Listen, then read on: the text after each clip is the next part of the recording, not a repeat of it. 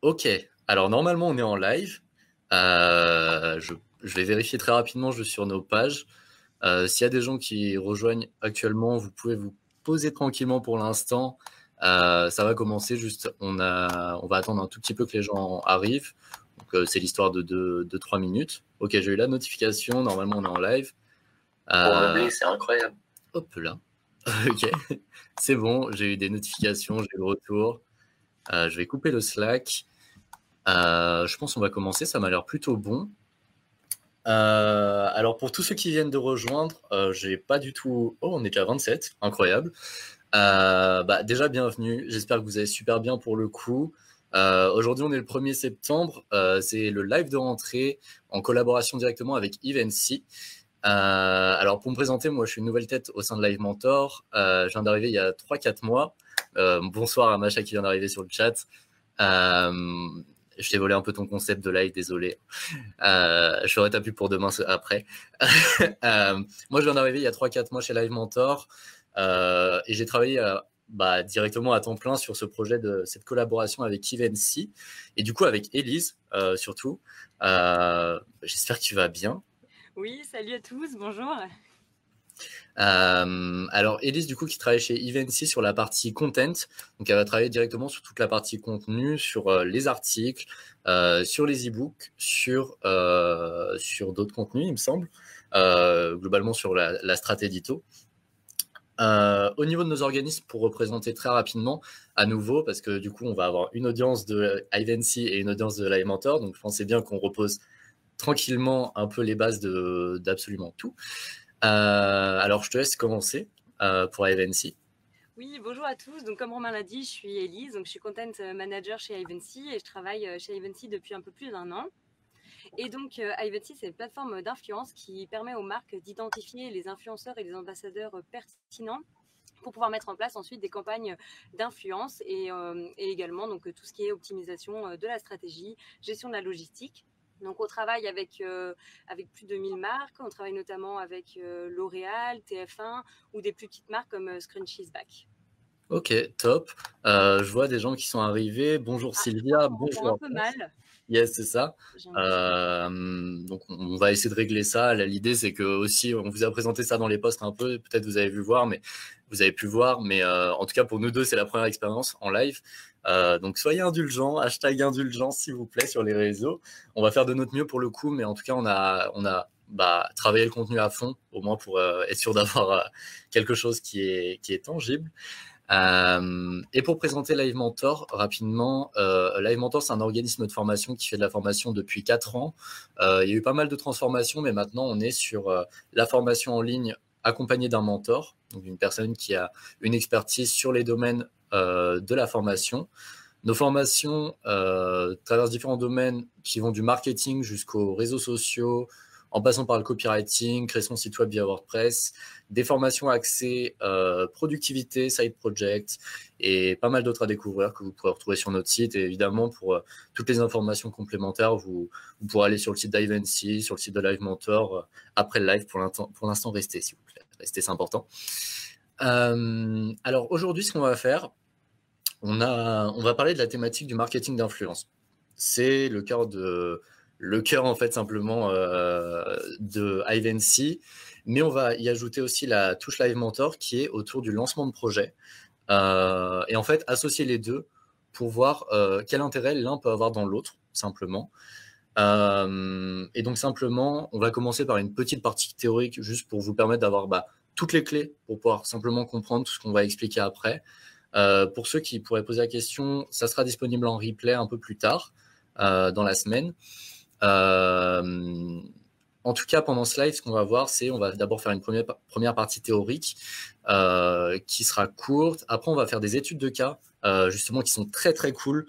On va faire des études de cas sur clairement des noms que vous connaissez sûrement.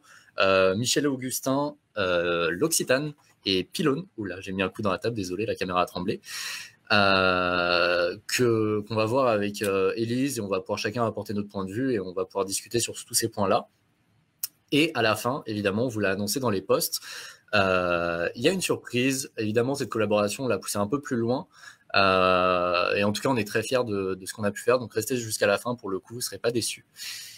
Et donc, on va commencer sur la partie simplement introduction, sur l'introduction à l'environnement du lancement de projet. Je vous ai présenté Live Mentor rapidement.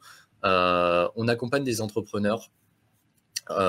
Certes, on les accompagne dans le développement de leur projet, mais surtout avant tout dans le lancement de leur projet, qui est très souvent le pas simplement qui est le plus dur à franchir. Et simplement, en fait, pourquoi il est compliqué ce premier pas? C'est parce qu'il fait rentrer beaucoup de choses en compte. On a notre environnement, nos freins personnels qu'on se met, les éléments extérieurs qui peuvent nous affecter, et puis on a facilement ce blocage simplement au niveau de ce qu'on peut se mettre dans la tête, ce qu'on peut s'enfoncer. Simplement, même moi, j'ai vécu, et peut-être c'est ton cas, Élise aussi, sur plein de projets qu'on a en tête. On trouve toujours une raison de ne pas avoir le temps, en quelque sorte. Souvent, la flemme cache quelque chose en soi plus profond. Et il y a une partie aussi plus technique qui est sur le lancement de projet, qui est souvent un peu oubliée.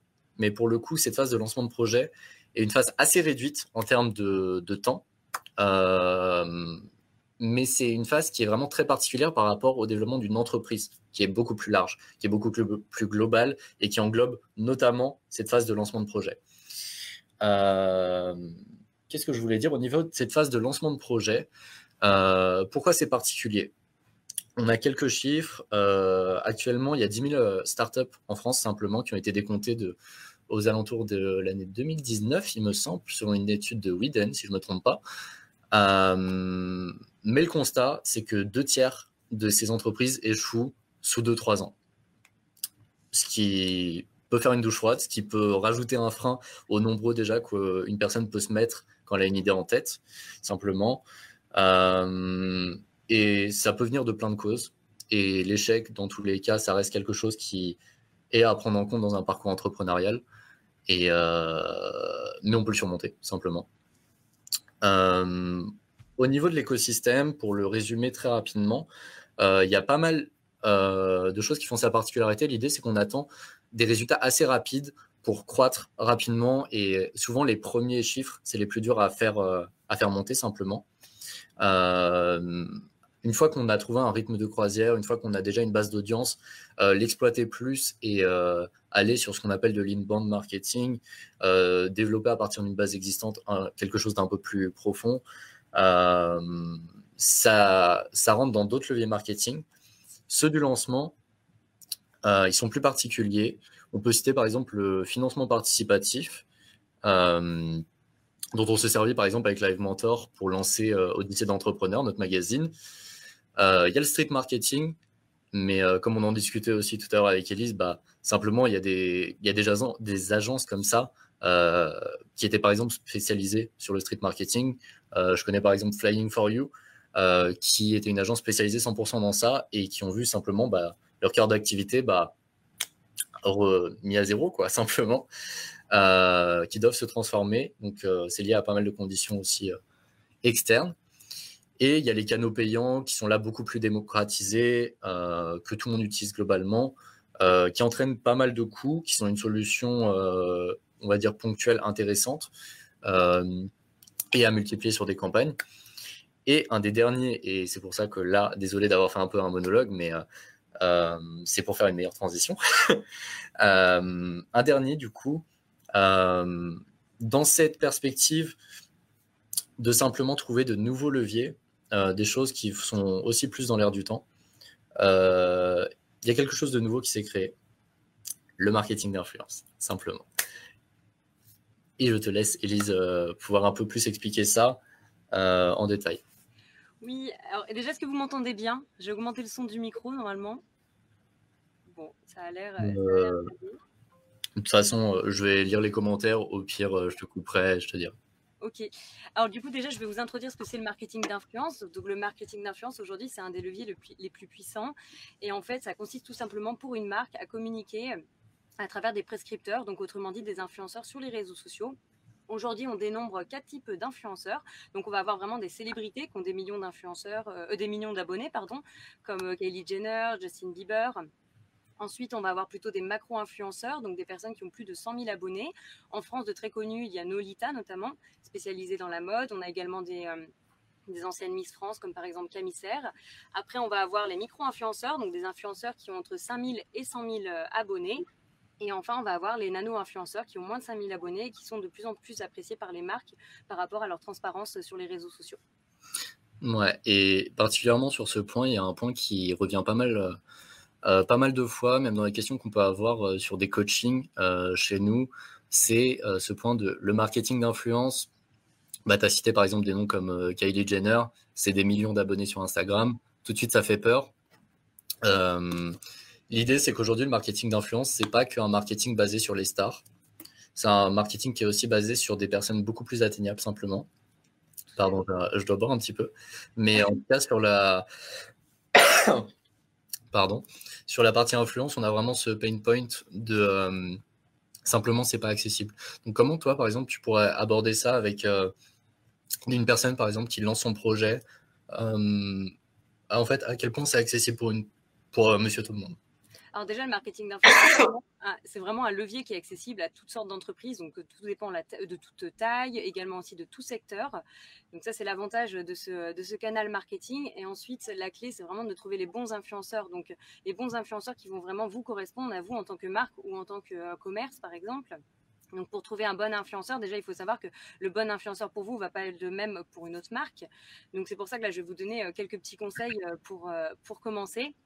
Donc déjà, par exemple, le premier conseil que je pourrais vous donner, c'est tout simplement étudier, il y a une démarche data-driven, étudier bien vos consommateurs, c'est-à-dire quels sont leurs comportements sur les réseaux sociaux, quels vont être les réseaux sociaux qu'ils apprécient, quelles sont leurs caractéristiques, par exemple l'âge, où ils se situent, etc. Ensuite, il faudra faire la même chose avec les influenceurs, et comme ça, après, vous allez pouvoir vraiment trouver les influenceurs qui matchent avec vos consommateurs, et donc par conséquence, du coup, aller contacter ce type d'influenceurs, parce qu'il faut toujours se rappeler, faut toujours se souvenir, que les consommateurs les influenceurs sont avant tout vos consommateurs, c'est vraiment le miroir de vos consommateurs. Ensuite, en deuxième conseil que je pourrais vous donner, c'est tout simplement d'établir des objectifs. Alors, ça peut paraître vraiment simple, mais c'est vrai que quand vous allez élaborer votre stratégie de marketing d'influence, vous allez devoir vraiment poser vos objectifs et ensuite, il y aura un objectif par campagne. Pour éviter de vous éparpiller, c'est vraiment essentiel de choisir un axe par campagne et donc comme ça, vous allez atteindre plus facilement vos objectifs et par conséquent aussi trouver les meilleurs influenceurs par rapport à vos objectifs. Ensuite, un troisième petit conseil, c'est tout simplement soyez à l'affût des nouveautés sur les réseaux sociaux. En fait, vous n'êtes pas obligé de tout lire, de tout suivre, mais c'est vraiment bien de se tenir informé. Donc pour ça, il y a des blogs comme le blog du modérateur qui sort tous les jours en fait des articles vraiment intéressants, vraiment pertinents sur les nouveautés des réseaux sociaux. Ensuite, en plus, en vous tenant en fait informé de toutes ces nouveautés, vous allez pouvoir vraiment proposer aux influenceurs des collaborations un peu inédites. Vous allez aussi pouvoir leur proposer des collaborations inédites, leur demander de l'aide aussi pour avoir des recommandations sur vos campagnes. Et puis d'ailleurs, vous pouvez aussi, là je fais la petite pub à Evency, mais donc toutes les semaines on sort des articles sur notre blog Evency avec les nouveautés sur les réseaux sociaux et donc si ça vous intéresse, n'hésitez pas à aller vous abonner à notre newsletter. Après, sinon, j'ai plein de conseils comme ça, mais après, sinon, un autre conseil que je vais vous donner, c'est vraiment aller privilégier la qualité des profils des influenceurs plutôt que le reach. Donc, pour ceux qui ne savent pas ce que c'est le reach, c'est tout simplement la portée. Donc, en fait, le nombre de personnes que votre publication va atteindre à travers un influenceur. Et en fait, on a tendance à vouloir toujours se focaliser sur les chiffres, toujours dans une démarche héroïste. Alors qu'en réalité, si on choisit un influenceur qui réalise des publications qui correspondent à l'image de votre marque, mais également un influenceur qui crée de l'interaction avec sa communauté, en fait, qui a en fait un bon taux d'engagement, ça va vraiment être beaucoup plus pertinent que tout simplement le nombre de personnes que vous allez atteindre à travers une publication. C'est pour ça d'ailleurs qu'on préconise souvent de travailler avec plusieurs micro-influenceurs plutôt qu'avec un seul macro, parce que certes, le macro-influenceur, il va vous permettre de toucher en 24 heures un énorme nombre d'abonnés sur les réseaux sociaux. Mais à l'inverse, un micro-influenceur va vous permettre vraiment sur du long terme de toucher la même quantité de personnes, mais avec plusieurs publications aussi que vous pourrez réutiliser après par la suite. Et ensuite, le dernier conseil que je pourrais vous donner, donc pour trouver vraiment les bons influenceurs, c'est de faire vraiment attention en fait aux faux influenceurs. Donc ça peut paraître bête, mais il y a vraiment des influenceurs qui achètent des abonnés, d'ailleurs comme des marques, pour doubler leur communauté sur les réseaux sociaux. D'ailleurs, je vous le déconseille parce que ça fausse vraiment votre taux d'engagement après et ça fausse votre communauté en ligne. C'est pas bien de jouer les méchants. Il faut arrêter. Non, mais c'est tout bête, mais c'est vrai qu'après, ça peut être tentant quand on lance son entreprise, mais en réalité, il vaut quand même mieux avoir une petite communauté, mais une communauté qui nous ressemble, une communauté engagée, plutôt qu'avoir des faux abonnés. Et ça a peut-être des retours, mais c'est surtout court terme. Mais c'est ça. Sur ce type de... Voilà, tout à fait. Triche. Et après, je sais pas, c'est encore une fois si vous le savez, mais il y a vraiment des centaines d'entreprises qui proposent en fait de nous vendre des influenceurs. Donc c'est vraiment accessible à la portée de tous, y compris des influenceurs. Et c'est pour ça qu'en fait, après, il y a des petites techniques quand vous n'avez pas un outil pour trouver qui sont les faux influenceurs. Donc après, tout simplement, allez voir si le nombre d'abonnés a doublé en un temps record par rapport à analyser, par exemple, la fréquence des publications de l'influenceur. On va avoir aussi les macro-influenceurs ceux qui sont certifiés par Instagram, en fait, ils ont un petit badge en haut de leur profil. Donc là, ça veut dire que c'est vraiment des influenceurs qui ont créé leur communauté de A à Z avec une communauté engagée. Et puis après, on veut évidemment aussi, si les commentaires ne sont pas dans la langue de l'influenceur, on peut se poser là, c'est des cas extrêmes. Mais, il y a aussi, par exemple, les commentaires qui sont assez simples, du genre top, emoji flamme. Voilà, c'est les commentaires assez simples. En fait, c'est des commentaires qui sont, enfin, corrige-moi si je me trompe là-dessus, mais qui sont assez simples à reproduire en masse par simplement des bots, simplement des algorithmes qui vont reposter plusieurs fois ce commentaire-là. Et donc, je te rejoins complètement sur tous les points que tu as évoqués. Pour le coup, c'est beaucoup d'éléments qui sont hyper intéressants. Je sais qu'on a parlé pour le coup de pas mal de mots techniques, de ROIs, de reach, de macro-influenceurs, etc. L'idée, c'est pas de bloquer en quelque sorte le marketing d'influence à une sorte d'élite, et juste vraiment tout au contraire. Nous, on croit vraiment que le marketing d'influence a même d'ailleurs surtout sa place sur les commerces de niche, en quelque sorte, où là, ils vont être hyper puissants. J'ai 2 exemples qui me viennent en tête. Par exemple, moi, pendant ma formation, j'ai eu un professeur qui avait une chaîne YouTube spécialisée en caméra 360. Donc, vraiment très petite communauté, mais vraiment une communauté de niche et hyper engagée. Et typiquement, c'est sur du matériel qui se vend à 500, voire plus. Et donc là, une marque qui vend des caméras 360, j'ai GoPro en tête, mais j'en ai pas d'autres, désolé, c'est pas forcément ma spécialité. Quand ils contactent un influenceur comme ça, ils ont souvent des retours sur investissement simplement qui sont énormes, et c'est d'autant plus en fait intéressant pour une marque de communiquer avec ces influenceurs-là, où il y a beaucoup plus, simplement c'est beaucoup plus à l'échelle humaine, et on revient vraiment à quelque chose où on voit une petite communauté, on a le contrôle dessus, et on peut voir vraiment le profil de l'influenceur, parce que quand un influenceur devient très gros, si on reprend les cas des Ariana Grande, des Tony Parker, des Kylie Jenner, on devient sur des personnes aussi qui doivent répondre à une certaine généralité, et généralité égale visibilité, mais pas forcément conversion, en quelque sorte. Donc les deux ont un intérêt pour le coup, mais pour le coup, l'application du marketing d'influence dans les marchés de niche est vraiment perspicace pour le coup. Oui, c'est ça. Et puis, comme tu disais, en fait, tous les types d'influenceurs, vraiment, ils sont pertinents. En fait, ils vont vraiment correspondre à un type de marque. Mais si je prends l'exemple, par exemple, d'une marque de luxe, c'est vrai que généralement, les marques de luxe préfèrent collaborer avec des macro-influenceurs pour créer un sentiment vraiment de rareté, d'exclusivité, etc. Et c'est vrai que quand on lance son projet, à l'inverse, ça peut être très pertinent aussi de collaborer avec des micro-influenceurs, à l'instar d'une marque de cosmétiques, par exemple. Donc, il faut vraiment trouver le type d'influenceur qui correspond à sa marque. Ouais, et complètement. Et le deuxième exemple que j'avais vu, c'était notamment dans une vidéo de Marketing Mania, donc Stan Leloup sur YouTube, sur vendre un stylo, il me semble, et présenter le projet de 2 personnes qui faisaient du financement participatif, notamment pour vendre des stylos, et ils étaient vraiment sur cette niche. Et je me rappelle que dans cette vidéo, justement, il était allé voir comment ils avaient simplement fait leur communication et comment ils avaient trouvé des niches.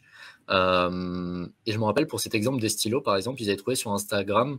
Là, c'est un exemple très précis, mais au moins on voit des choses concrètes, et je pense que c'est la meilleure façon aussi d'identifier et de se faire une idée en tête de globalement ce que ça peut être le marketing d'influence et à quel point ça peut être important. C'est que pour cet exemple du stylo, sur Instagram, il est tombé sur sur un hashtag qui était une sorte de challenge pour montrer ce qu'on a dans notre poche, simplement. Et il y a toute une communauté autour de ça sur Instagram sur en fait, c'est quoi ce que j'emporte avec moi, les 3 objets qui me représentent le plus, par exemple. Et tu as beaucoup, par exemple, d'hommes d'affaires qui envoient qui mettent une photo simplement avec leur couteau suisse, leur agenda et leur stylo. Et justement, ils montrent à quel point, en fait, il y a des niches qu'on ne connaît pas et sur peu importe votre business, en fait, simplement. Complètement. Et puis l'avantage de l'influence, c'est que ça permet vraiment de rivaliser un peu d'imagination. Donc en fait, on peut mettre en place des campagnes d'influence vraiment originales. On peut se démarquer de la concurrence quand même facilement. Et l'avantage, c'est que les influenceurs, c'est avant tout des experts de l'influence. Ouais. Et du coup, ils peuvent vraiment en fait aider les marques à mettre en place une campagne, à donner des idées, à venir aussi dans les locaux pour, par exemple, prendre des photos, rencontrer les collaborateurs. Et en fait, on peut faire vraiment plein de choses et c'est ça qui est génial. Et notamment, les challenges, ça marche très bien. Surtout depuis le confinement, on a pu voir avec l'émergence de TikTok, etc. Oui. Et c'est vrai que les challenges, ça permet vraiment de booster son taux d'engagement. Pour ceux qui ne savent pas, le taux d'engagement, c'est c'est tout simplement l'engagement des utilisateurs sur vos réseaux sociaux, sur votre vidéo, sur votre blog. Et en fait, c'est un KPI qui est très intéressant quand on mesure la performance d'une campagne, parce que ça permet vraiment de voir si ça fonctionnait ou pas. D'ailleurs, pour certaines marques, c'est même le KPI le plus important. Et donc, du coup, vraiment, les challenges, ça permet vraiment de répondre à tout ça. Et complètement, je vois, il y a pas mal de questions dans le chat. Pour le coup, j'ai pas eu le temps de lire tout le monde, mais déjà, bonjour à Bonjour. Sébastien, il nous demande si c'est valable pour des indépendants dans l'immobilier. Alors oui, il y a aussi des influenceurs qui sont spécialisés dans l'immobilier, qui sont spécialisés aussi dans tout ce qui va être décoration, etc. Donc oui, c'est possible. Après, vraiment, la clé, encore une fois, c'est de trouver le bon influenceur, de voir avec lui ce qui est possible de faire. Mais oui, vous pouvez tout à fait envisager des campagnes d'influence avec des influenceurs. Ouais. Et puis au-delà de... En fait, je pense qu'il y a... Tu me diras aussi ton point de vue, ça m'intéresse sur ça. Pour l'exemple de l'immobilier, par exemple, je pense qu'il faut peut-être décaler ce qu'on regarde et passer du produit aux besoins auxquels il répond pour trouver un influenceur notamment. Dans l'immobilier, si tu cherches un bien, une personne qui cherche un appartement, bon, il y a plusieurs profils. Là, il y a l'étudiant qui cherche un truc pas très cher, il y a la famille qui cherche un truc avec beaucoup de pièces, silencieux, etc. Et souvent, un influenceur, il va pas représenter vraiment un produit, ou là, vraiment sur des exemples très niches, mais plus des valeurs ou des sensations, des émotions, etc. Et donc, en tout cas, pour ce cas-là, je pense, personnellement, je me concentrerai beaucoup plus sur le besoin en termes de valeur auquel il répond, même quand on crée, par exemple, une communauté sur Facebook, on veut rassembler des gens autour d'un groupe privé. Ce qu'on cherche, c'est pas forcément donner des conseils, mais il y a aussi le fait d'appartenir à un groupe. Il y a ce besoin d'appartenance qui revient dans pas mal aussi de théorie marketing, qui est hyper important. Pour le coup, bonjour tous les gens qui sont arrivés, Anne, Johar, Bérangère, Claudia, tout le monde. Ça me fait hyper plaisir, ça met un petit peu la pression, mais il n'y a pas de souci, on verra ça pour l'instant. N'hésitez pas pour le coup, si vous avez des questions, comme Sébastien vient de le faire, n'hésitez pas, pour le coup on regarde, on est novice encore, mais on essaie de faire un max. Je vois Sylvia aussi a posé une question sur les pods. Est-ce que tu veux y répondre, Élise? Je crois que c'était en fait, tu me diras, Sylvia, si je me trompe, mais il me semble que c'était quand on parlait justement des achats d'abonnés, etc. Ouais. Et il y a aussi des pods pour liker les publications en fait. Ouais. Est-ce que tu peux expliquer rapidement ce que c'est? Les pods, tout simplement, c'est un outil auquel on adhère qui permet en fait ensuite automatiquement de générer sur sa publication des likes et des commentaires, et notamment. Il y a aussi l'exemple sur LinkedIn, en fait, on peut regarder ses publications et automatiquement, en fait, à chaque fois qu'on en sortira une, il y aura des personnes qui correspondent à notre ciblage, donc à notre secteur d'activité, qui vont aller liker nos posts. Ça permettra d'acquérir plus de visibilité ensuite et du coup de booster sa visibilité sur les réseaux. Complètement. Et pour le coup, en fait, si on reprend cet exemple des pods, est-ce que c'est intéressant? Sur un post, oui, ça va en jeter, oui, vous allez avoir 100 likes en plus peut-être. Après, c'est pas ces gens qui vont liker, qui vont acheter votre produit, qui vont convertir sur vos pages, et c'est pas des gens qui... et là, pour le coup, je repense à un article, enfin un e-book qui avait sorti Kylian de chez nous sur la productivité, sur comment créer une communauté. Et il y a vraiment une thématique autour de comment créer des super fans, et c'est vraiment eux qui vont porter votre marque, c'est eux qui correspondent à 100% en fait à votre produit, et c'est eux qui vont aussi être ambassadeurs simplement de votre marque et qui vont pouvoir la promouvoir sans même que vous dépensiez un centime en plus. C'est eux qui vont en parler à tous leurs proches et qui vont conseiller vos solutions à leur entourage, simplement. Bonsoir à tous, bonsoir Abdelkader. Quid des influenceurs relatifs au secteur de la cosmétique? Au secteur de la cosmétique, à ce niveau-là, pour le coup, je pense que c'est au niveau du cosmétique, pour le coup, il y a pas mal d'actions, je pense, en influence, et je te laisserai en parler. Il y a pas mal aussi d'actions autour de l'affiliation, simplement, de coûts, de placement de produits, etc. Ouais, tout à l'heure, quand on parlera des études de cas, Abdelkader, je vous présenterai une étude de cas avec l'Occitane en Provence qui a sorti un nouveau produit en mars dernier, notamment avec des micro-influenceurs. Mais nous, c'est vrai que chez Ivancy, on a beaucoup de clients qui sont relatifs du coup au secteur des cosmétiques, donc que ce soit des petites marques qui lancent leurs produits ou à l'inverse des plus gros groupes. Et c'est vrai que la micro-influence et la nano-influence, ça permet vraiment de répondre à ces objectifs en général, même, donc que ce soit pour booster la visibilité ou pour générer des ventes.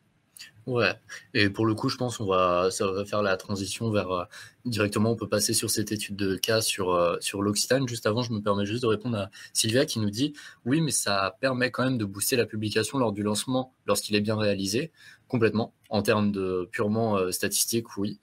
Maintenant, l'idée, c'est nous, on essaye de voir aussi un peu plus large. Certes, une action réussie peut amener des conversions, et c'est des choses qu'on ne conseille pas, évidemment. Parce qu'on pense qu'il y a aussi plein d'autres solutions qui sont déjà plus éthiques, qui ne se basent pas sur une apparence qu'on donne à notre marque, et aussi plus rentables à long terme. Il y a pas mal de questions pour le coup.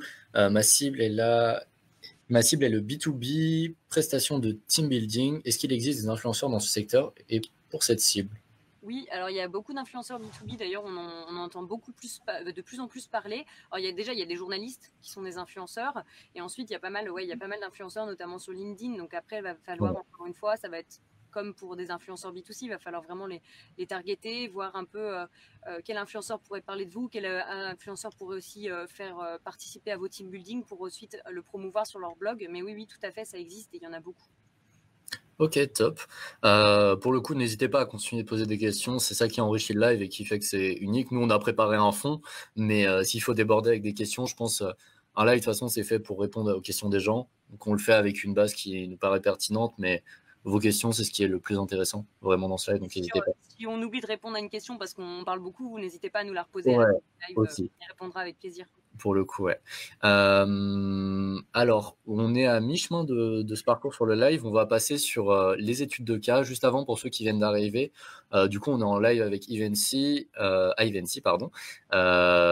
Élise, ici présente, est experte du coup sur ces thématiques autour du marketing d'influence chez les micro-influenceurs, notamment. Le replay du live sera disponible après aussi, dans la semaine directement, sur nos 2 plateformes. Et restez jusqu'à la fin, il y a toujours une surprise qui se prépare, qui approche tout doucement. On a très très hâte pour le coup. Et on va passer du coup sur la partie, on peut commencer sur l'Occitane. Est-ce que ça te va? Et juste avant, je voudrais rebondir par rapport à ce que tu as dit juste avant.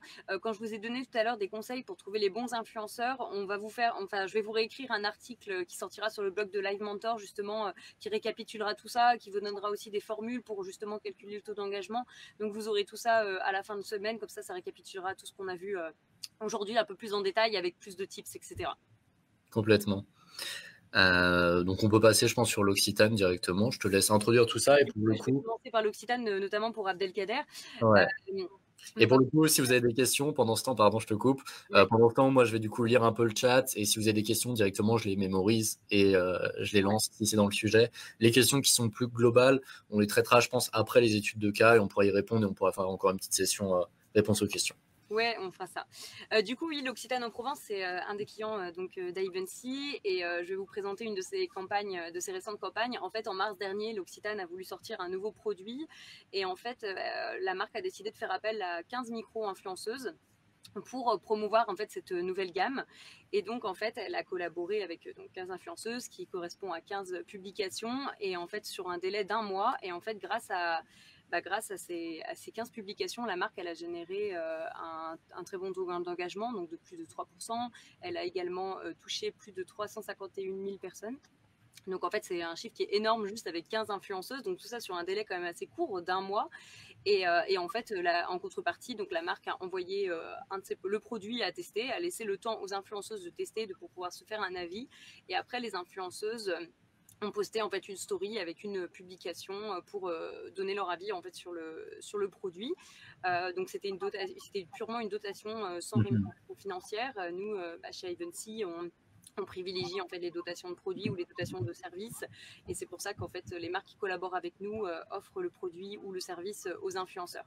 Ouais. Ça, c'est une campagne qui a bien fonctionné, et d'ailleurs la marque a réutilisé les contenus donc, des influenceurs pour ses propres réseaux sociaux et pour ses supports de communication, parce que c'est ça aussi qu'il faut mémoriser en fait, qui est super intéressant avec l'influence, c'est qu'en fait, les publications que vous allez recevoir, les publications qui vont être générées par les influenceurs, vous allez vraiment pouvoir les réutiliser après pour vous, en fait, pour vos supports de communication. Donc, ça peut être un mailing, ça peut être des fiches produits, votre blog, ça peut aussi être campagne 4x3. Donc, en fait, c'est aussi du coup de l'UGC en fait, que vous générez. Ouais, et juste si je peux compléter, parce qu'il y a un point hyper intéressant que tu as évoqué, et je pense qu'on peut éclaircir, c'est quand on parle de marketing d'influence, au niveau des actions qu'on peut faire, il y en a pour le coup une multitude. Là, évidemment, la plus connue, on parle du fait de simplement faire un placement de produit, on prend un influenceur, on lui envoie nos produits, il le présente. Il y en a d'autres, il y a par exemple ce qu'on appelle le takeover, où en gros simplement une marque va donner accès à son compte simplement Instagram, où l'influenceur va faire un live dessus pour répondre aux gens, ce qui crée de l'engagement directement sur la marque. Là, ça va, je pense, plus des campagnes pour générer de l'engagement sur les pages et pas pour vous diriger forcément vers un produit. Et l'autre point que je trouvais hyper intéressant, c'est au niveau du coup, ce que tu as appelé très justement les UGC. Pour préciser, les UGC, c'est User Generated Content. C'est des contenus créés par les utilisateurs. Ça a une place énorme. On s'en rend compte de plus en plus, surtout avec les réseaux sociaux. Si on prend un exemple très récent et qui est pour le coup, je pense, assez parlant, c'est Animal Crossing, simplement. Il y a pas mal, en fait, simplement de personnes qui, juste en jouant, aimaient ce qu'ils créaient et avaient envie de le partager à des gens.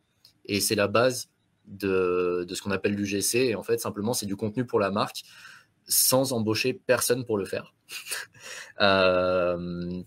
Donc ça a une place très importante. Si on prend un autre exemple en termes d'influence, quand on fait un placement de produit avec un influenceur, cette personne par exemple a une chaîne YouTube, une vidéo, certes elle est faite, c'est du one shot, c'est une campagne et on la pousse.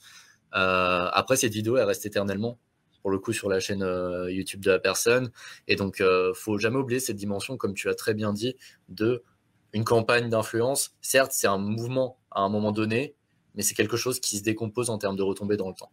Ah oui, complètement. Ouais. Ça, c'est sûr. Et du coup, donc toujours pour Abdelkader, mais pour tous les autres qui sont spécialisés dans le secteur de la beauté et des cosmétiques, on a du coup, pour aller plus loin dans cette campagne en fait, avec l'Occitane en Provence, vous pouvez retrouver, on a des études de cas sur notre site internet où on résume, on donne tous les chiffres. Donc je vous invite à y aller, et il y a plein d'autres marques. Mais en tout cas, Abdelkader pour avoir une grande étude sur ça. Et je vois Sylvia qui met dans le chat, ancienne responsable social média du groupe Fitness Park. J'avais fait une campagne avec vous et j'avais clairement explosé le ROI grâce à vous. Smiley. Merci Sylvia, je le remontrerai à nos équipes, ils seront super contents. C'était toujours plaisir d'avoir des feedbacks. Et je vois justement, juste avant, tu as posé aussi une question. Est-ce qu'il y a des formules pour les entrepreneurs ? Oui, on a des formules. Il suffit tout simplement de prendre contact avec notre équipe sales, et puis ils pourront répondre à toutes tes questions. Et pour le coup, la question de Claudia, hyper intéressante, on la garde, je pense, pour juste après. Elle permettra de bien fermer sur ça, de faire une belle ouverture. C'est simplement quel avenir donnez-vous au marketing d'influence d'ici 10 ans ? Je pense qu'on peut décomposer sur 5, 10, 15 ans peut-être. On verra ça juste après. Pour le coup, on parle un peu des études de cas, on verra ça. Voilà, on a aussi une question par rapport au marketing d'influence chez les collectivités institutionnelles, donc on y répondra tout à l'heure aussi. Yes. Sinon, en autre étude de cas, je peux vous parler de la marque Pylone. Donc, je ne sais pas si vous connaissez, je pense que oui. Donc, ils ont quand même beaucoup de magasins en France. C'est une marque de design française. Et donc, en fait, depuis quelques mois, elle travaille avec nous. Et donc, dernièrement, je l'ai eu au téléphone pour parler un peu de ses campagnes. Et du coup, ce qui est en fait intéressant avec Pylone, c'est qu'en fait, la marque a vraiment réussi à se créer un pool d'ambassadeurs. Et je dis pas influenceurs parce qu'en fait, la marque a collaboré avec plusieurs influenceurs sur du long terme, toujours les mêmes. Et donc, en fait, maintenant, ces influenceurs-là sont vraiment devenus des ambassadeurs. Et en fait, ils communiquent en fait, sans sans être dans une collaboration avec Pylone, en fait, sur les produits de la marque. Ils parlent en fait vraiment de leur usage quotidien avec ces produits. Donc ça, c'est hyper intéressant parce que vraiment pour vous en tant que marque ou en tant que commerce, vraiment le but ultime, entre guillemets, si je peux dire ça, c'est vraiment de créer des ambassadeurs en fait, parce que tout simplement, après ils vont parler de vous automatiquement, les consommateurs associeront aussi l'influenceur à votre marque. Donc ça, c'est hyper intéressant. Et en fait, Pylone, pour arriver à créer un pool d'ambassadeurs, en fait, tout simplement, l'équipe, donc qui est une petite équipe, ils sont deux, je crois, en community management, et en fait, vraiment, ils prennent des nouvelles des influenceurs sans hors cadre campagne. À chaque fois qu'ils envoient un produit, ils envoient un petit mot personnalisé. Ils envoient également plusieurs produits à tester. Ils proposent aux influenceurs de tester plusieurs produits, de choisir les produits qu'ils veulent tester. Donc en fait, c'est vraiment un lien unique qui s'est créé entre la marque et ces influenceurs-là. Donc vraiment un lien humain, d'ailleurs, plus que la marque, avec l'équipe qui travaille derrière. Et donc ça permet vraiment d'engager les influenceurs et ensuite d'associer sa marque à ces personnes. Et c'est vraiment, ça, c'est vraiment super, en tout cas en tant que marque. Et donc par exemple, j'ai l'exemple toujours avec Pylone. Pendant le confinement, en fait... ils ont fermé leur magasin et ils ont voulu un peu animer leur communauté, donc que ce soit la communauté de la marque et aussi les communautés des influenceurs sur les réseaux sociaux. Et en fait, ils ont tout simplement demandé aux influenceurs de poster des photos avec leurs produits. Donc sans contrepartie, hein, et juste pour animer la communauté, pour redonner un peu le sourire aux gens. Et en fait, ils ont dit de mettre en fait, en légende le hashtag Gardons le sourire, donc tous ensemble. Et en fait, ça a cartonné. Il y a 29 influenceurs qui l'ont fait. Donc, encore une fois, sans attendre un produit en échange. Il y a eu, je vais vous donner j'ai des chiffres devant moi par rapport à Pylone. Ça quand même, oui, il y a eu 7000 likes sur les publications, il y a eu 180 000 personnes qui ont été touchées par ces messages, et donc vraiment, c'était un gros succès sur les réseaux sociaux. Et puis après, évidemment, la marque, toujours pour remercier les influenceurs qui l'ont aidé, qui ont aussi voulu dynamiser les équipes, leur a envoyé un bon d'achat en fait pour s'offrir un petit cadeau sur le site de la marque. Mais ça, c'est une super idée de campagne qui a bien fonctionné et qui tout simplement, déjà à la base, n'était pas dans une démarche héroïste, mais tout simplement en fait de dynamiser tout le monde, en fait, de redonner le sourire. Et en autre campagne, qu'on avait décidé d'évoquer, c'était Michel Augustin. Donc je pense que vous connaissez, c'est une marque food française. Mettez les gourmandises que vous mangez de chez Michel Augustin dans le chat tout de suite, s'il vous plaît. Moi, j'ai envie de parler de la mousse au chocolat parce que vraiment, elle a bercé mon enfance. Même si je suis très jeune, hein, ça se voit à la caméra, je le sais. Mais, mais pour le coup, ouais, Michel Augustin, c'était un des cas quand tu m'avais parlé des cas qu'on pourrait évoquer. Personnellement, je sais que c'est un des cas qui me parlait le plus. Ils ont surtout une communication qui est assez intéressante à étudier dans le cadre d'un lancement d'entreprise, je trouve. C'est une marque quand même qui, j'ai l'impression, est assez récente, ou en tout cas, j'en avais pas entendu parler avant. Ils ont fait beaucoup d'actions, même au niveau de simplement leur ton. Ils ont quand même quelque chose d'assez décalé. Et je pense, typiquement, en influence, il y a pas mal de choses à faire et il y a beaucoup de choses qui ont été faites, je pense. Et ce qui est intéressant, c'est que Michel Augustin, ils se sont fait vraiment connaître sur les réseaux sociaux, en fait. Ouais. Et donc déjà, avant même de faire du marketing d'influence, on les a connus avec leurs vidéos dans le métro, etc. Donc ça, c'est vraiment ça qui est intéressant aussi. Donc ils se sont fait connaître grâce aux réseaux sociaux. Et en fait, Michel Augustin collabore souvent avec des micro-influenceurs en lançant des concours en fait. Parce que l'objectif de Michel et Augustin, c'est vraiment de doubler sa visibilité sur les réseaux sociaux, d'acquérir plus d'abonnés, pardon. Donc en fait, eux, pour ça, tout simplement, ils font des jeux concours et ça fonctionne bien. Une des dernières campagnes avec un jeu concours que j'ai en tête, c'est en fait la marque a envoyé son dernier livre de recettes. Donc elle a envoyé le livre aux influenceurs, en plus pendant le confinement, donc entre guillemets... C'était le bon moment pour les influenceurs de refaire des recettes. Donc en fait, les influenceurs ont fait des recettes et en fait ont posté les publications des recettes. Et en fait, après, ils ont proposé aux abonnés de gagner le livre de recettes et après de reproduire également ça chez eux. Donc ça a bien fonctionné. Il y a eu quand même plus de 6% de taux d'engagement. Donc c'est une très très bonne campagne. Sachant qu'un bon taux d'engagement, ça commence à peu près à 2%. Donc 6%, vous imaginez bien, je crois que c'est même 6,64%, donc ça quand même, c'est un très très bon score. Il y a des milliers de personnes aussi qui ont été touchées, et en fait, ce qui est sympa, c'est après, encore une fois, c'est les publications en fait que la marque peut réutiliser grâce à ça, et puis là pour promouvoir ses recettes, quoi. Ok, top. En tout cas, on espère que ces études de cas-là, en tout cas, elles vous ont plu. Je pense qu'on a pu évoquer pas mal de points. Il y a les UGC qui reviennent assez souvent, les User Generated Content. Là, sur l'exemple, par exemple, du livre de recettes, je pense que ça a pu générer pas mal de gens qui montraient après ce qu'ils avaient réussi à faire grâce aux recettes. Et même, ils sont pas mal basés sur ça. Et sur leur peau, il me semble même qu'on peut retrouver en bas, partagé sur les réseaux sociaux, et même sur leurs emballages. Un truc qui est, enfin, la partie packaging, c'est quand même quelque chose qui est très propre aussi du marketing, on va dire, à l'ancienne, où on considérait avant que c'était le seul support de communication en quelque sorte, il y a très longtemps, je parle quand même. Ouais. Mais eux, ils s'en servent vraiment, ils l'ont intégré simplement à tout leur écosystème de, on fait notre communication sur les réseaux sociaux, on parle, on fait du bruit, et ça sent des réseaux aux produits en fait. Oui, voilà. Et puis, quand j'ai discuté avec la responsable communication Michel Augustin, vraiment, ce qui ressortait, c'était pourquoi ils font du marketing d'influence. Tout simplement parce que les consommateurs ressemblent les influenceurs ressemblent à leurs consommateurs. Et donc, automatiquement, ils essayent de cibler vraiment des personnes qui correspondent à leur cible, sachant qu'eux, ils ont une cible vraiment familiale. Donc, en fait, ils vont collaborer avec des influenceurs qui sont parents, des influenceurs qui sont proches de leur famille, mais aussi proches, évidemment, du coup, de la communauté, parce que c'est vraiment la notion de proximité qu'ils veulent faire ressortir sur leurs réseaux sociaux et du coup à travers les campagnes d'influence aussi. Ouais, complètement. Bon, je te propose de repasser sur les questions du coup qu'on nous a posées. La question de Bérangère, qui est assez spécialisée du coup. Comment imaginez-vous le marketing d'influence chez les collectivités institutionnelles? Oui, alors ça s'est déjà vu par contre. Donc il y a beaucoup de régions notamment qui collaborent avec des influenceurs pour faire découvrir en fait la région, pour faire découvrir les produits du terroir, les artisans, les commerçants locaux. Donc tout simplement après, ça serait d'inviter les influenceurs à venir découvrir la région, à communiquer sur les réseaux sociaux. Après, on peut imaginer aussi à faire découvrir les institutions, à faire découvrir les régions en faisant faire des ateliers, des meet-up en fait aux influenceurs pour qu'ils rencontrent aussi les abonnés de cette région-là. Il y a plein de choses qui sont envisageables et oui, les collectivités peuvent faire du marketing d'influence et ça marche d'ailleurs. Et surtout, il y a un point qui est même, je pense, aussi un des vrais intérêts d'une campagne d'influence.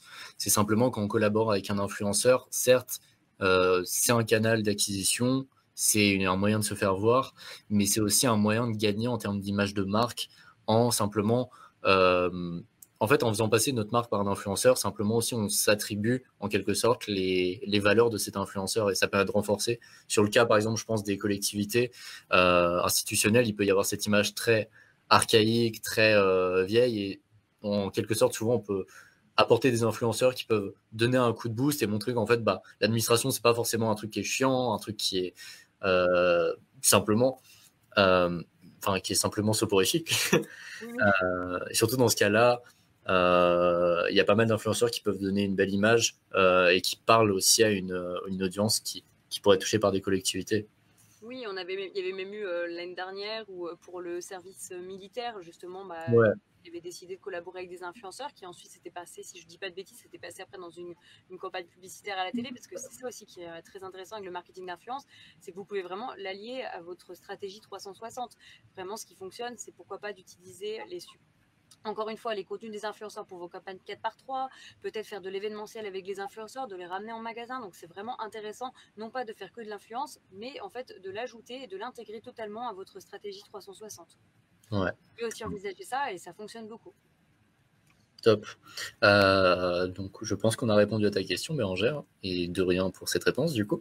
Maintenant, la question fatidique, on en parle, c'est bien, maintenant, ça marche. TikTok, c'est une mode, Instagram, c'est une mode. Moi, j'y crois pas. Marketing d'influence dans 5, 10 et 15 ans. Qu'est-ce que tu en penses? Alors, qu'est-ce que j'en pense? C'est une bonne question.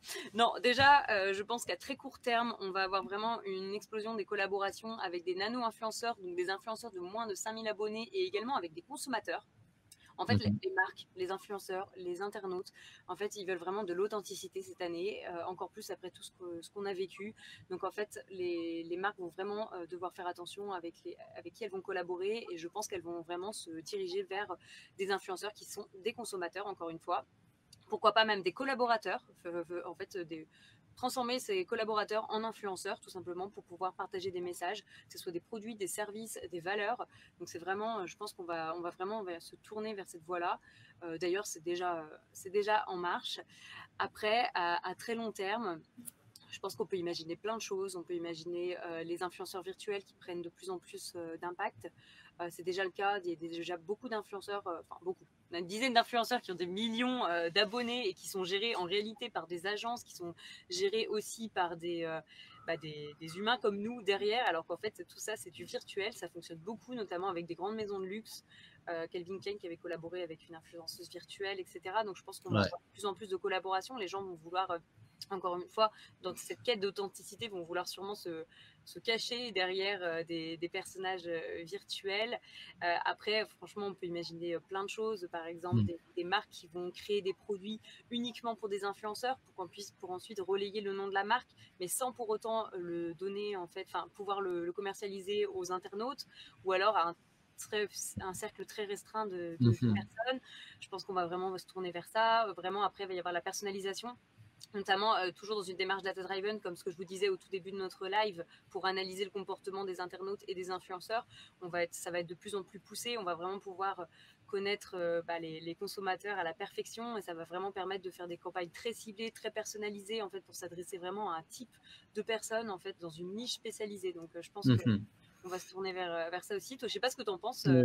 Et puis, pour le coup, pour ajouter à ce que tu viens de dire, pour cette question d'avenir de l'influence, il y a pas mal d'éléments qui dépendent pas forcément d'éléments qu'on connaît actuellement. L'arrivée de nouvelles plateformes, TikTok, je pense que ça a fait prendre un cours de l'action de l'influence simplement énorme. D'ailleurs, TikTok, c'est une des seules applications qui, si ce n'est la seule, qui a réussi là où d'autres ont échoué, c'est vraiment de vieillir l'audience. Avec le confinement, on a eu, son audience a vraiment pris de l'âge, et alors qu'avant, c'était vraiment des adolescents qui étaient sur cette application, et après, on a vu que les 25-35 ans, ça a cartonné.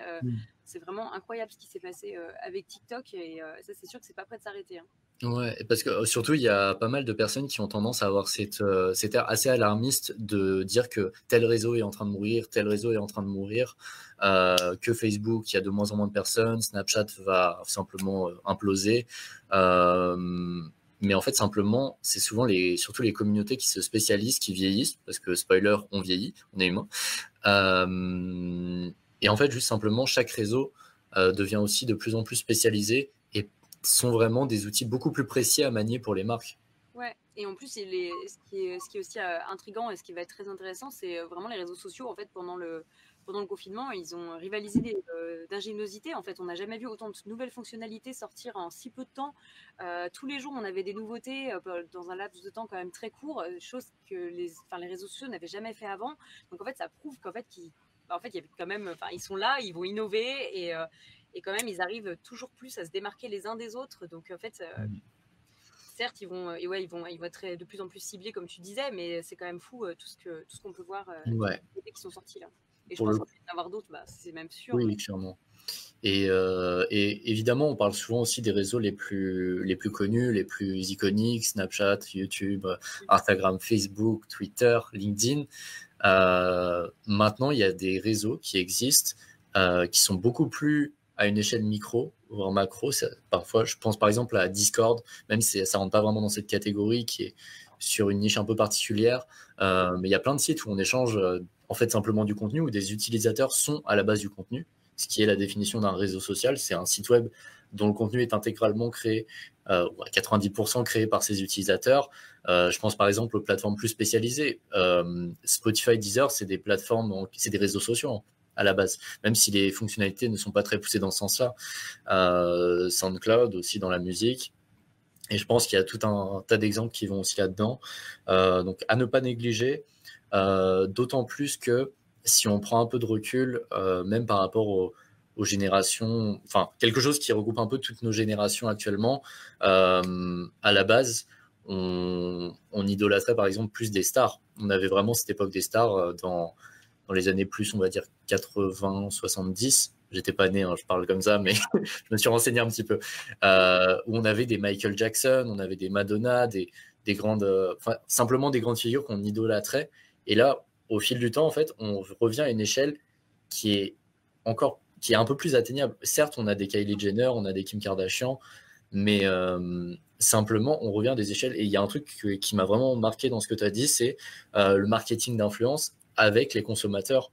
On a l'impression que ça rentre pas dans simplement la définition du marketing d'influence, mais vraiment ce côté, je peux transformer chacun de mes consommateurs en une personne influente pour ma marque. Je pense qu'il n'est pas à négliger. D'ailleurs, on peut faire un petit sondage en direct pour ceux qui nous écoutent. Est-ce que vous faites confiance aux autres consommateurs? Vous allez faire plus confiance à des influenceurs, des célébrités? Dites-nous aussi comment vous faites quand vous allez acheter en fait un produit. Est-ce que vous regardez les avis sur Internet ou est-ce que vous achetez un peu à l'aveugle? Dites-nous tout ça en fait. C'est très intéressant. Et qu'est-ce que je voulais dire? Dans tous les cas, il y a vraiment cette recherche d'authenticité. On a eu beaucoup de scandales dans tous les cas, de grandes marques qui scandale sanitaire, scandale humain, scandale éthique, scandale tout ce qu'on veut, et on est beaucoup plus sur une recherche de l'authenticité simplement. Et la personne qui est la meilleure pour nous conseiller, la première personne à qui on fait confiance, c'est notre mère, en quelque sorte déjà. Donc après, il va y avoir notre entourage, nos frères et sœurs qui s'entrecalent entre les deux, et encore ça dépend. Mais en tout cas, vraiment, il y a cette décomposition de la valeur de confiance qu'on peut attribuer à quelqu'un, qui dépend aussi de la proximité qu'on a avec lui et de son niveau d'expertise aussi sur le produit en question. C'est pour ça qu'en vrai, ta question, je pense qu'elle est peut-être un peu compliquée à répondre dans le sens où ça va varier aussi entre chaque produit. Mais quand on voit, je vois Laura qui met une question, quand on voit que les influenceurs font la même pub pour les mêmes produits en même temps, difficile d'avoir confiance. C'est vrai qu'il y a eu un moment, je pense, que l'influence a un énorme aspect péjoratif quand ça s'est vraiment développé. Je sais pas comment tu l'as ressenti, toi, au niveau... Si tu étais déjà un peu dans ces business-là. À vrai dire, j'étais pas forcément dans le secteur avant, donc je m'y intéressais en tant que vraiment consommatrice. C'est vrai que moi je vais toujours d'ailleurs voir les recommandations des influenceurs avant d'acheter, mais c'est vrai que je comprends tout à fait le commentaire de Laura. C'est vrai que des fois on peut se poser des questions.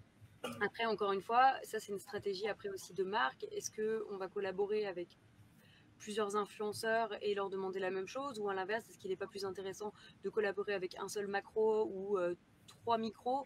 Encore une fois, c'est une stratégie de marque. Et aussi, je pense quand les premières actions de vrais placements de produits ont été lancées, c'était des choses quand même assez maladroites et assez massives, ce qui a contribué en fait à cette image déjà péjorative déjà quand on évoque le terme simplement de l'influence, on parle d'influence, les synonymes qui viennent rapidement, c'est manipulation, escroquerie, etc.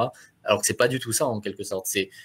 Ah non, pas du tout. Déjà, une personne rassemble une communauté autour d'un centre d'intérêt.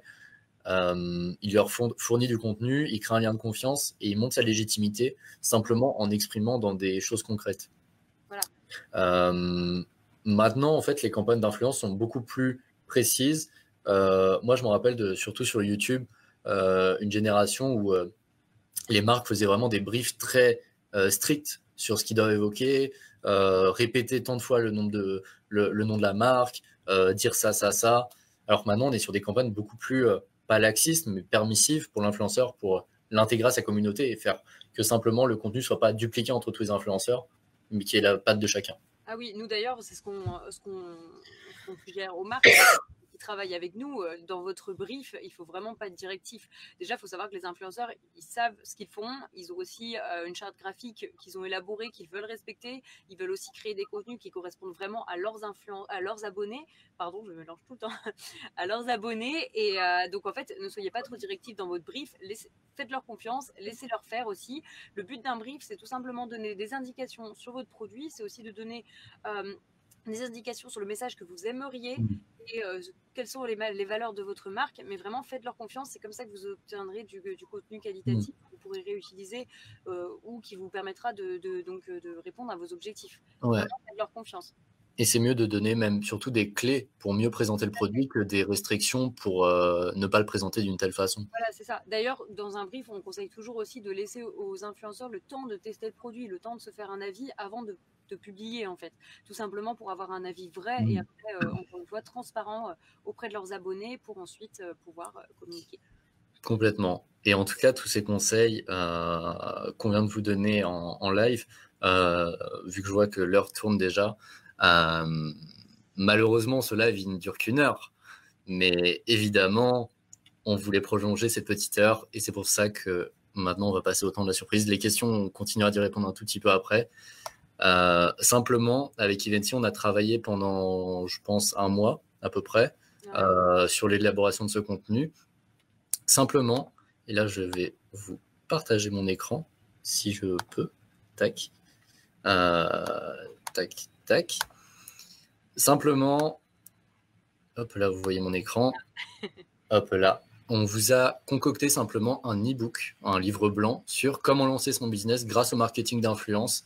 Il est tout simplement gratuit. Il regroupe 4 chapitres que vous pouvez retrouver là, qui retracent un peu les points qu'on a pu évoquer en live, mais en allant beaucoup plus en profondeur. Là, Élise évoquait comment contacter un influenceur, par exemple.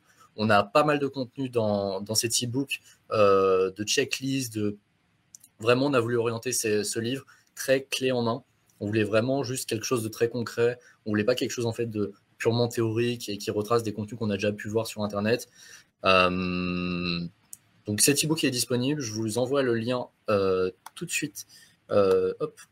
Et en fait, on a vraiment créé un guide opérationnel, c'est-à-dire que dedans, on vous a créé un template de mail pour contacter la première fois les influenceurs. On vous donne également les do's et les don'ts du brief idéal en fait pour pouvoir diriger un peu la publication comme vous le souhaitez. On vous donne vraiment plein de tips, également toujours en marketing d'influence, des formules pour mesurer la performance de vos campagnes. Donc comment on calcule le taux d'engagement, comment on calcule le reach. On vous a tout mis ça en fait. On vous donne toutes les clés en main pour pouvoir lancer votre projet avec succès. Voilà, je vous ai envoyé le lien sur le chat directement. On voulait vous le mettre en avant-première aussi. L'intérêt de ce live, c'était de voir aussi qui serait vraiment intéressé par cette démarche. Et c'est pour ça que simplement, on vous propose le contenu en avant-première. Il sera redisponible. Vous pouvez retrouver les liens directement sur nos pages. En tout cas, moi, ce que je peux vous inviter, si vous avez aimé ce contenu, surtout comment on l'a présenté, les thématiques qu'on a évoquées, nos 2 organismes, ils fournissent du contenu sur plein d'autres sujets qui sont connectés encore. Donc, je vous invite à liker la page d'Ivency sur Facebook, Instagram, la page de Live Mentor sur Facebook, Instagram, LinkedIn aussi pour les 2.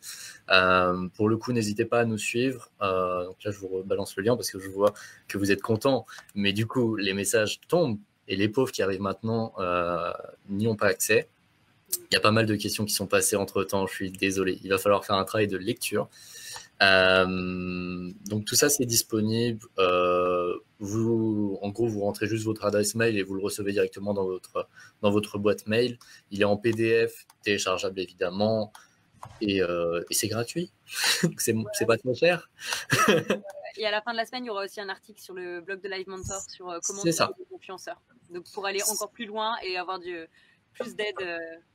Et qui est complètement complémentaire aussi à cet e-book. On va repasser très rapidement sur les questions. Je vois plein de gens contents. Franchement, ça nous fait plaisir parce qu'avec Élise, on avait les chocottes.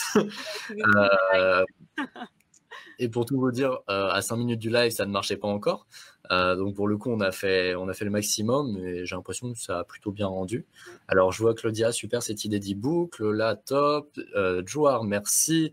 Trop bien, trop bien. Super, Cassie qui nous dit super le sujet de l'e-book, merci beaucoup pour ce live, c'était super intéressant. Moi qui n'y connais pas grand-chose, je pense aujourd'hui avoir de bonnes bases et avec cet e-book, je vais pouvoir en apprendre encore plus. Ça me fait hyper plaisir. C'était exactement la démarche qu'on voulait avoir. L'idée, c'est ne jamais réserver en fait quelconque thème du marketing à une élite. L'idée, c'est de rendre le savoir accessible en fait à tout le monde. Nous, on est des personnes lambda avant d'être des gens qui font un live sans vraiment savoir ce que c'est. On a appris, on s'est formé et c'est quelque chose tout le monde est capable simplement.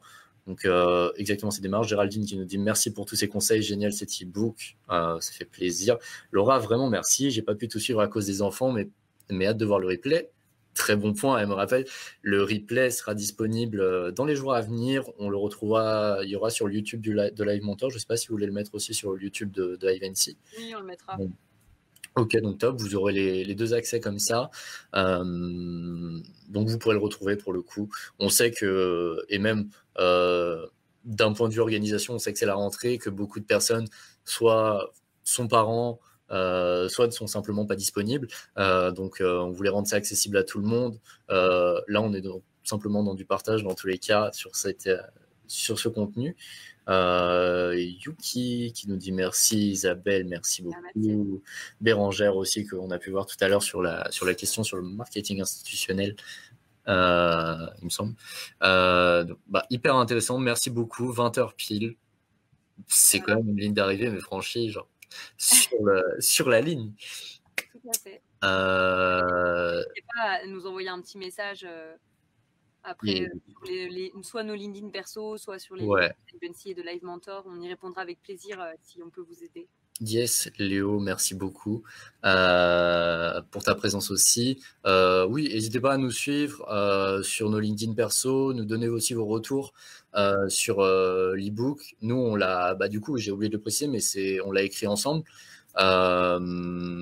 Et donc, c'est hyper intéressant. Nous, on avait déjà eu des retours en interne de ce que nos collègues en pensaient, mais cet e-book, on l'a écrit pour vous. Donc, le plus important, là, actuellement, c'est vous, au niveau des avis. N'hésitez pas. Donc, Élise, je vais remettre ton lien LinkedIn. Moi, c'est Romain Mourad directement sur LinkedIn. Hop, là. Et dans tous les cas, cette semaine de com, elle va se poursuivre avec encore des articles, et vendredi on vous refera, en tout cas côté Live Mentor, un point sur cet e-book, et on vous réenverra ce lien tout simplement. Tac, je vous mets le LinkedIn d'Élise et le mien si vous voulez pareil me contacter. Là, oui, mais il y a un nombre de messages. Ok. Il est pas mal. Écoute, c'est super. Au plaisir d'échanger avec Élise de Sylvie. Également. Yes. Top. Yes. On vous souhaite une très bonne soirée, une très bonne rentrée. On espère que ça s'est bien passé, que ce soit pour vous, pour vos enfants, votre travail, votre entreprise, tout. Déjà téléchargé, publié sur Facebook. Je vais arrêter de lire les commentaires maintenant parce que sinon on va faire ça toute la soirée, je pense. Et non, moi c'était un plaisir. Baptême du feu réussi pour le coup. Et en tout cas, à très vite pour de nouveaux contenus. Suivez-nous sur nos pages, n'hésitez pas. Et demain, vous pouvez retrouver Macha en live à 10h pour Antivirus sur cette même page, même adresse. Je ne sais pas qui est son invité, mais vous la retrouverez. Et Macha, c'est déjà bien. De toute façon, comme invité, pourquoi vous vous plaignez? Voilà, très bonne soirée à vous tous. Bonne soirée, à bientôt.